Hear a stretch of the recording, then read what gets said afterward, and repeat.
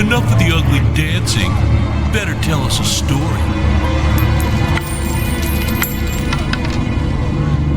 As you wish, sir.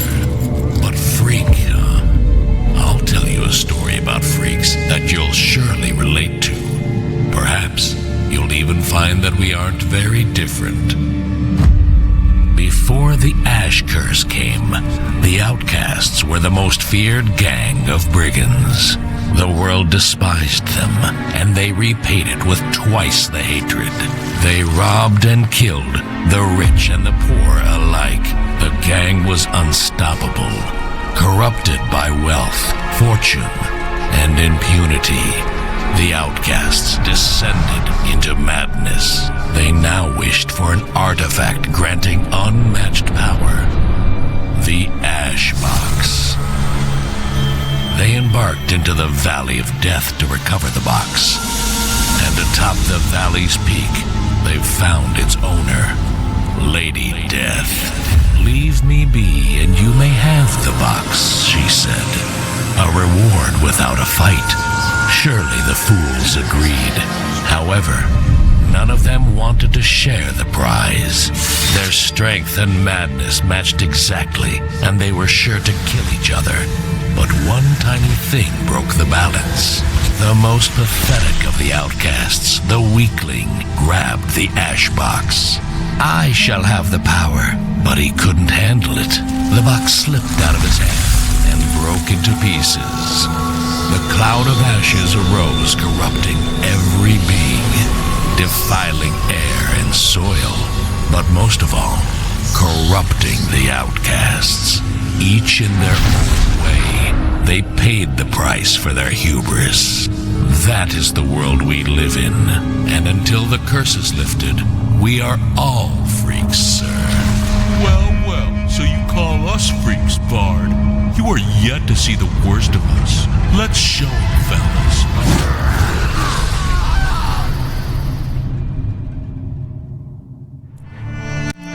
Wanna play with my fire? An eye for an eye, and you'll be the only one who can see. Fuck off. Have you gone out of your mind? Wanna play with my fire? Since the dawn of time, people with a magical gift had a target on their backs. We instill fear, and fear breeds malice. I learned to conceal my talent the hard way.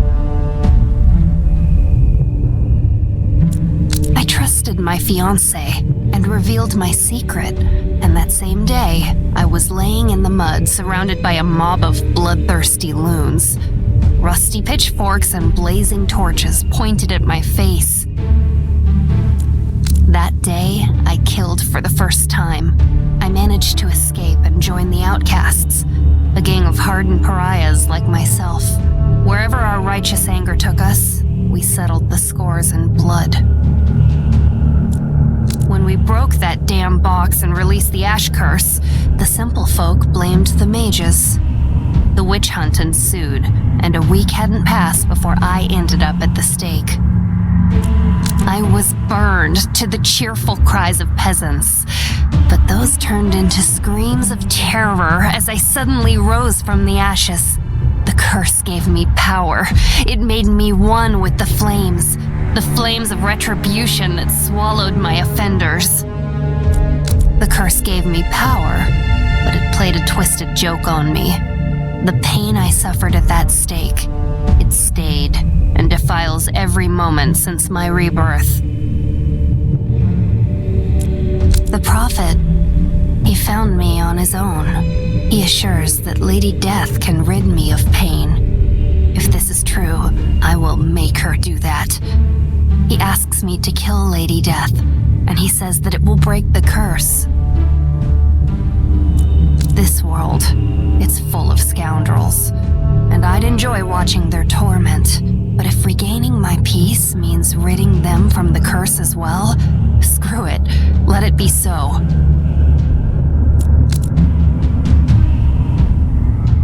I start to regret we took a short path. The human realms, once the lands of prosperity, descended into madness and anarchy. But it is too late to turn around now. We set up a camp and plan our next steps. The curse and famine did not spare human minds. The possessed, cannibals, and bandits. We are in a great company. King Octavius proclaimed himself a god, and his subjects now are but fanatics and cutthroats. When we crossed the river, I saw his sentries. The Mad King knows that we've paid him a visit, and he does not like uninvited guests. We should expect his retinue of maniacs to strike within a couple of days. Let us use this time and prepare for the fight.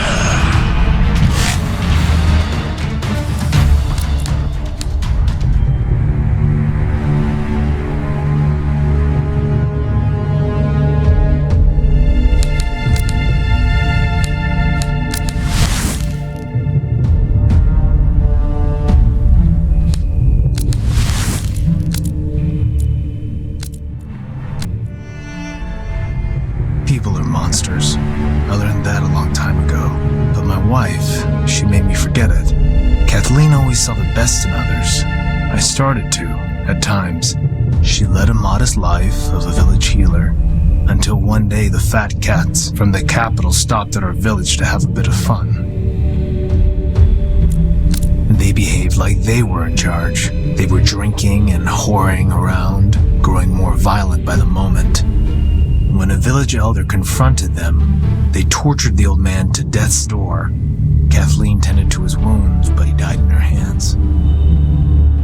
Human Realm's law was strict, and murder meant an investigation. When the executioners arrived, the locals were happy to testify against my wife for a coin. Kathleen was to be executed. I froze in place, powerless, as her head dropped to the cold ground. The night came, and I started cutting throats. The rich, the poor, they were all to blame. I struck from the shadows, unseen, unrelenting. They knew I was there, yet they never saw me coming, as if the shadows protected me. I spared no one. People are monsters. I always knew. I took to the path of robbery and vengeance, and before long I was wanted across the human realms. I formed the gang of pariahs like me, the outcasts, and I led them through the mud and blood of this world, to freedom, to vengeance, to justice. With meaning taken away from us, driven by hate alone, we found purpose in testing our limits. We've slain all opposing us, and one day we lost our minds enough to wonder if we could conquer death.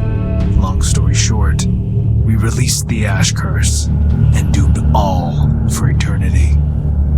We found no immortality, but still, it turned out to be the revenge the world deserved. The Ash Curse affected everyone. I'd love to say that this was all, but we, the outcasts, paid the ultimate price as well. We lost each other and everything we had. Under the curse, the shadows consumed me, granting me the power to move unseen, superhuman speed and reflexes. But now I can hear them, those I've slain. They accuse, they moan, they threaten.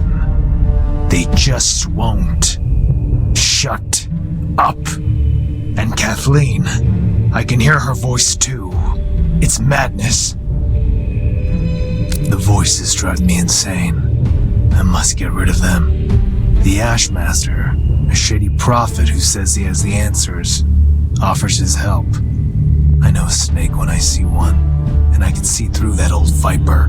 Whatever he's up to, I'll be one step ahead. For now, I could use this fragile alliance. He's guiding me to the Valley of Death. He wants me to kill Lady Death. This already smells foul. But if anyone could rid me of the voices, that would be her. I'll make the old hag squeal to get what I want, and then I'll take my revenge. She tricked me once. That won't happen again.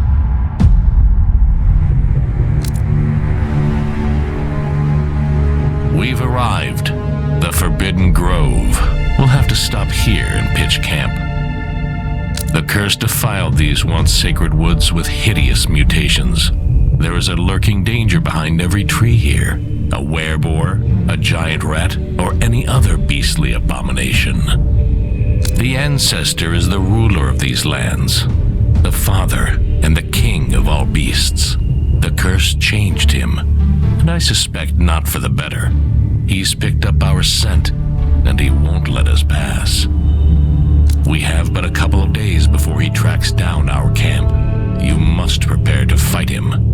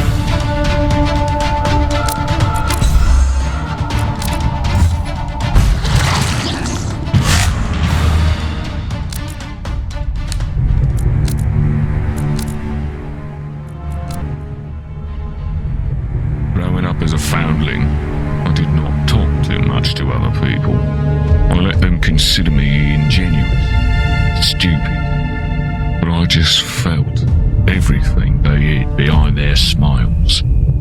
Empathy. I think that's what the brainy magicians call this. Talent. When our peers began to mock me, I did not wait. I answered right away and my blow was heavy. Then they were hiding their real thoughts behind their vile, cruel smiles. The older I got, the more I wanted to knock out this lie, anger and hatred from them. Well, they finally stopped hiding their fear. I had no relatives, and I never found friends. But I was strong. The Royal Army appreciated it. But the story repeated itself. In a fit of rage, I killed several soldiers. The captain highly appreciated my abilities and gave me a choice. To hang from the gallows, or to go on a special task to fulfill the secret will of King Octavius. The mission was to obtain ancient artifacts from the Forbidden Forest. It was a sure death, but on my terms. The Forbidden Forest, the territory that spans the vast expanse of the mainland. Some say this place is where the ancient races got together and destroyed each other in the final battle. Their names were erased from history. The power of the used magic was so great that it changed the very essence of space and magic, generating hordes of deadly creatures, dangerous places, which were deadly for some. Fortunately, the creatures rarely left their territory where they lived. That's where the king sent us, to fulfill his secret mission. He sent us to accompany his squad. As the battle mages of Octavius moved deeper into the forest, they fought off one wave of creature attacks after another, dying from exhaustion. Soldiers, entirely covered with protective amulets, fell under the creature's blows. But the monster's mass was endless. We tried to fight back, losing people day after day for some mythical artifacts. In his wilderness, I found a creature that I could not raise my sword against. Lost, whining plaintively in the grass, felt that I could not leave him there. So I took Charon. As soon as I looked into his eyes, felt this connection. After all, it was also an empath too. Of all the soldiers sent to this task, I was the only survivor. This was not a part of King Octavius's plans. That day, I would not have survived if it had not been for Charon. I heard his thoughts in my head, felt how he was trying to warn me about the prepared trap and my fate. We fled, killing the guards, and I finally became free. Hardly much time has passed before I ran into the outcasts. None of them wanted to taunt me. Each of them had their own strong feelings, but they were not aimed at me. For me and Charon, they became real family. Our lives were about us. Robbery, assaults. My strength was finally running free. Charon was content with my fury. Every day felt like a holiday. We killed people. We took their wealth. We felt like kings. If only one of us knew what danger this path would lead to. Even the royal treasury which the greedy jester gave us was not enough. Magnus showed us a new target, the ash box, an ancient artifact hidden by the distant ancestor of King Octavius. When I saw and heard Lady Death, realised that we had gone too far. I was the first to get the sword and beat the ash box out of their greedy hands. But Magnus broke the box. The curse burst and hit us. Karen had shielded me and took the entire blow on himself, dividing our fate in two. He faded in my arms, and I felt every moment of his suffering. But Karen's and my last fight is not yet come. The Archmaster found us. He promised that if we defeat Lady Death, the Arch Curse will be lifted, and we will be saved. We had better watch our step here. The Aqueous Land was once a beautiful fishing and trading hub. However, stepping into its waters now only means death. Hydras, fish folk.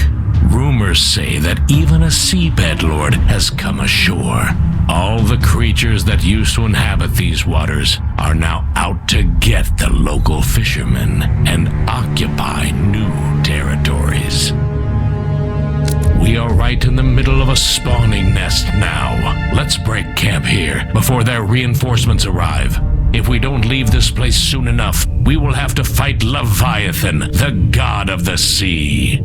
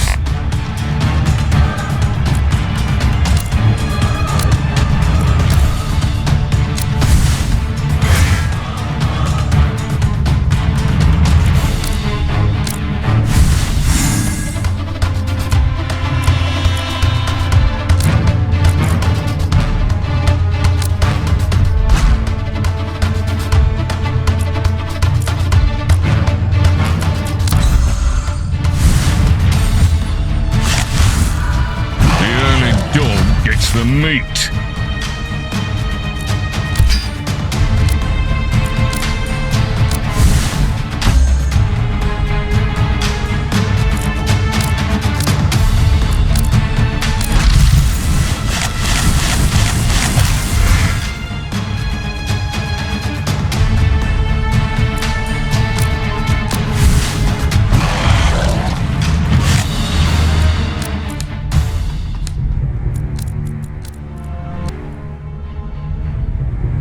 Remember the day when they made a mockery of me. I was humiliated and beaten for the sake of the people's amusement. The perfect jester, a hunchback freak and monster whom everyone could mock at for their own enjoyment. No one guessed, however, what gift I uncovered within myself. Gradually, day by day, I began to understand that I could put any idea into the heads of those toffs. While they were throwing leftovers at me, I made them dream about cutting each other to pieces. While they were beating me with their rods and kicking me, I made them confide in a jester and complain at each other. Oh, if only I could know what they were thinking about. I would have made every one of them eat their own teeth. Who pays attention to a jester?